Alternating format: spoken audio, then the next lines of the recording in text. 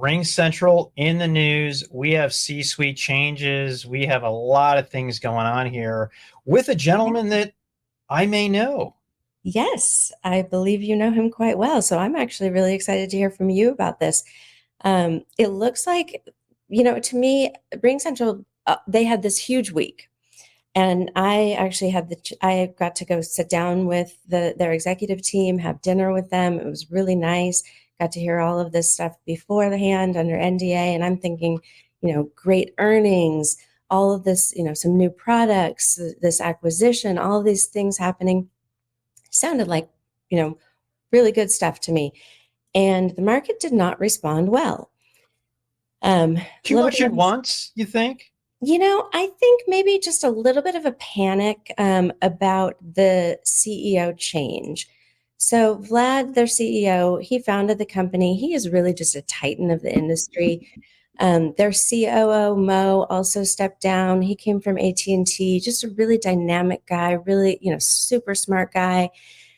Um, I think there might be just a slight panic of that. And maybe it could be like what you said, a little too much at once. But and maybe not knowing enough about the new CEO, which is why I want to hear from you about it, because from what you say, this guy's great. And maybe there's, I think sometimes it just takes a little bit of an adjustment to that. The market's gonna, sort of correct itself. But I was surprised, especially with the company's earnings, that there would be this type of reaction. Yeah, I think the reaction was primarily just too much at once. They were making acquisitions,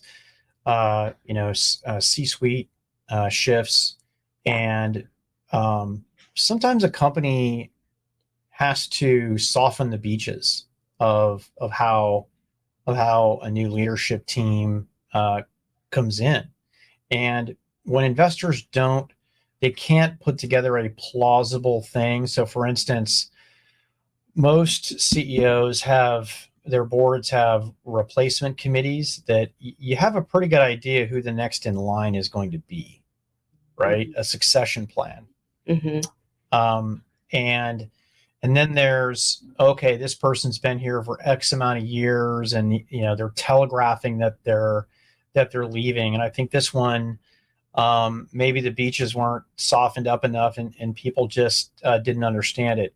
No, I got to know uh, Tarek at HPE, where he was the CFO for 5 years, and I was on the phone with him almost on a quarterly basis. Mm-hmm. Got to know him relatively well, and he's a solid guy, right? By the way, the other thing that may have come up was, well, wait a second, um, what is this guy from HPE coming in and doing this? Well, don't forget he also has experience from Sprint, from Telstra, right? And Orange, right? Mm-hmm. Carriers that, RingCentral actually has a lot of their distribution through these carriers. So Right. I see it, but not everybody pops to LinkedIn immediately, and so forth. So no, listen, I look forward for the two of us to spend more time with senior leadership, and hopefully we can make that happen at the first available time. I think it's very important for any new CEO to either, you know, come out and make some statement about strategy.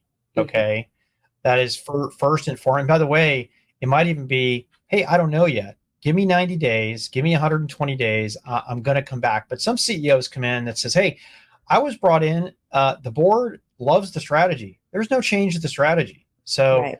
or, de-risk my And here to partners, execute. Yeah. de-risk everybody in here. I've been brought in here. So yeah, lack of understanding of why the previous CEO and founder left, and why the new CEO came in. Boy, I'm kind of glad I'm not in the middle of that anymore. Yeah. I'll be honest with you, but the great part is I can sense through press releases and how people react to kind of what may have happened behind the scenes.